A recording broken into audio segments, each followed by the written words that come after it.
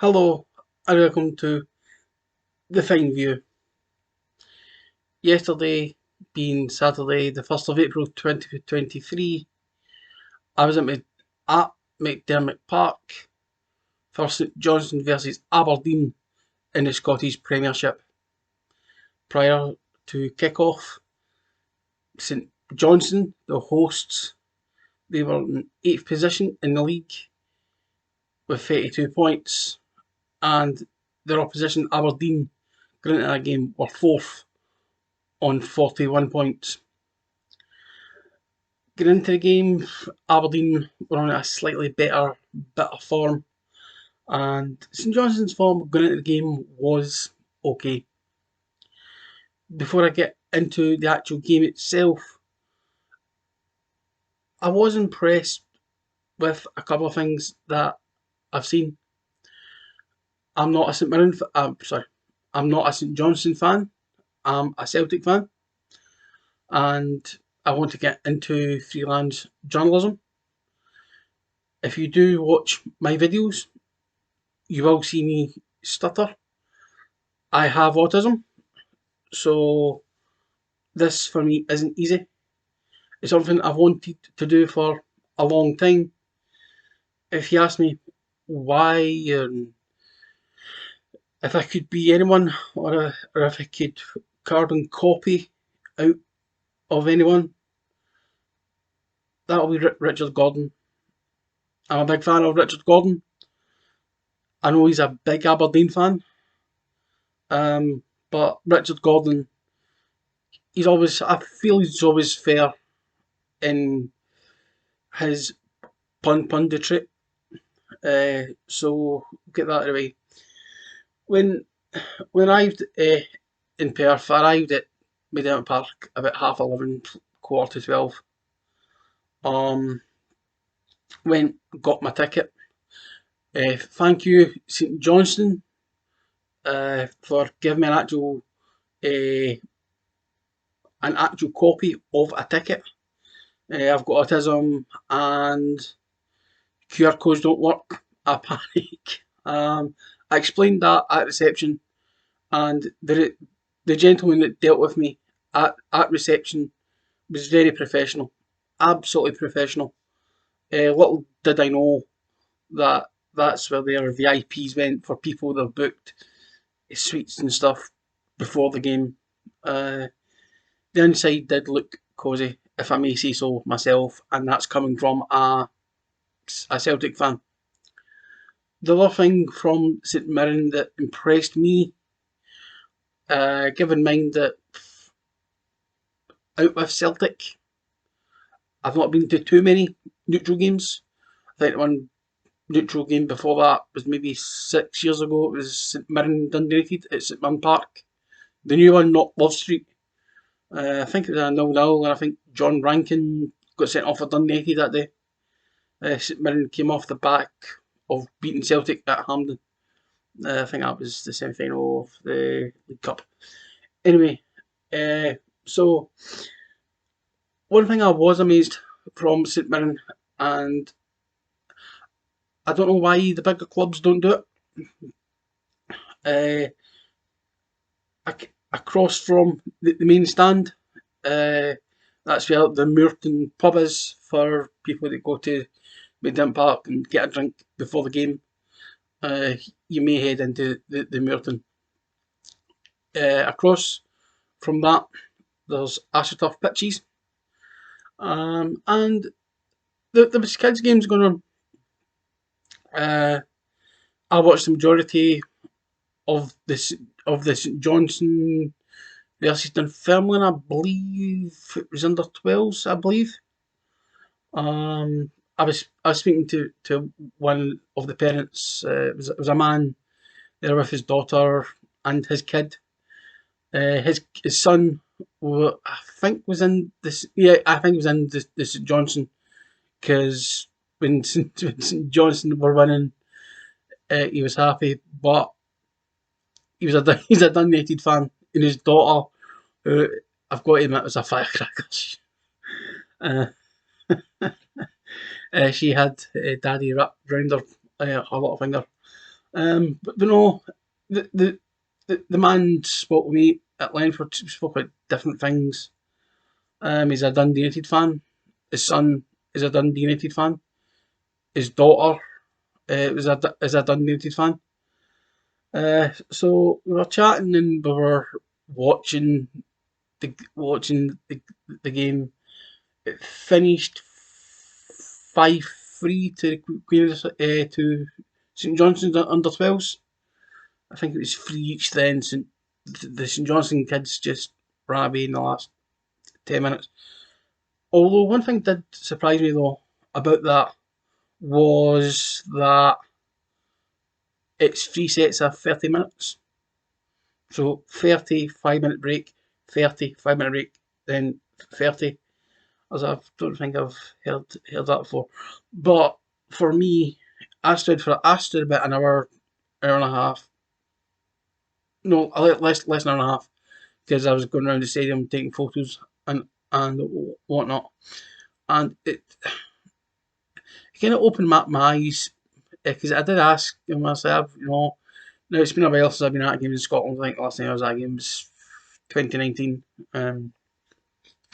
I was part of a Celtic Foundation course. They gave us tickets for Ross County. I think it was 6-0 that day. It was October 2019.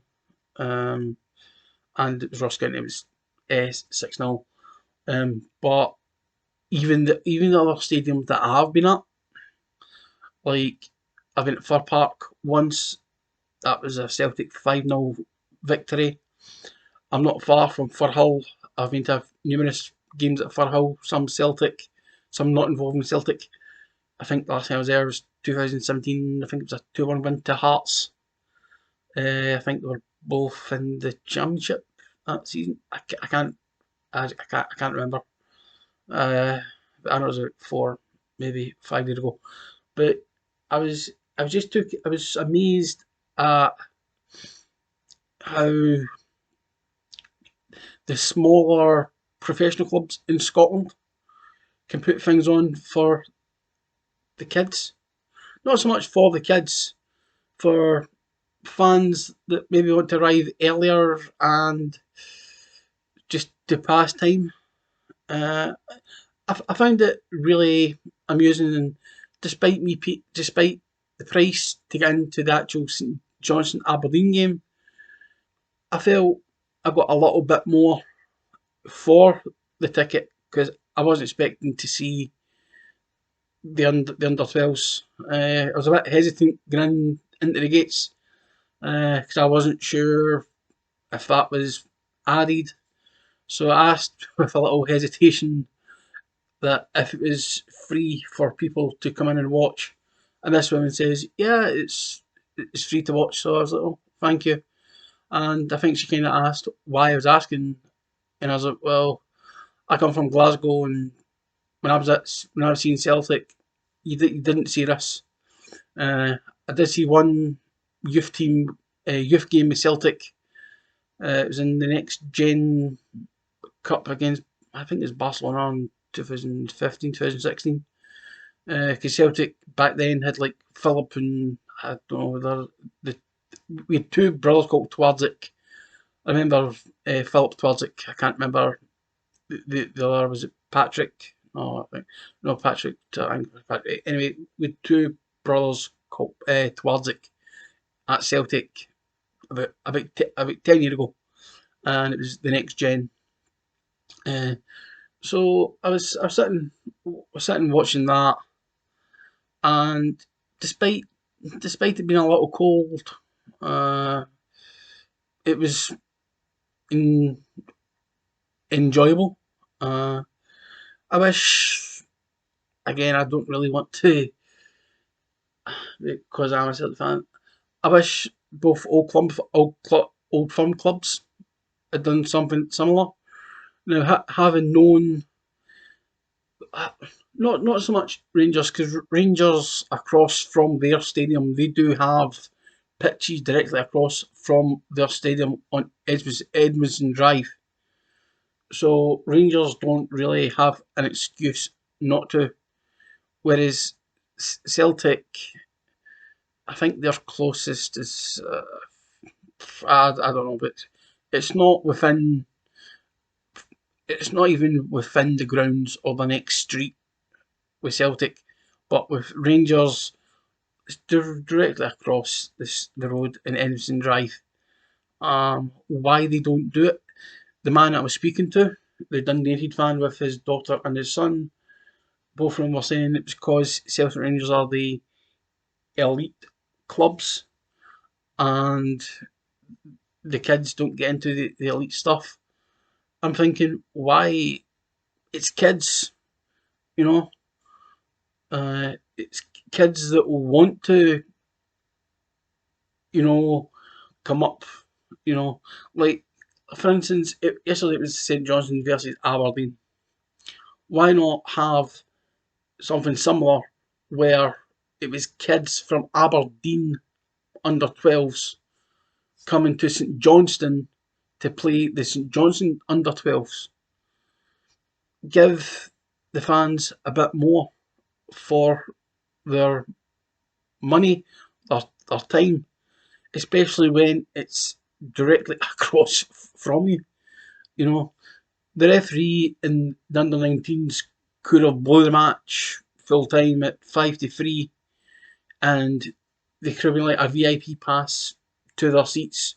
Whether it's just a case of opening the big gates uh, between the goals, then take the kids to their seats. It's literally is that close.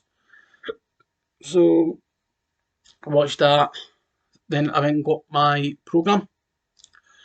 £3. I think that's the cheapest. Uh, I think when I was a season ticket holder at Celtic, I believe they were £5. But I can't remember. It was that long ago. And considering a couple of weeks ago I was down in Wickham, Wickham Wanderers don't do programmes, and I'm like, I'm here to report. Although having said that, I didn't do the work uh, that I did for the Johnstone Aberdeen game. I mean, days beforehand, I had the squads written down, the last 6 results, the top goal scorers. You know, even the other games. But I'm going to wrap up part one because part two, I'm going to speak about the game itself, and probably a part three for my review. Although depends how I do that. It just might be a two-parter.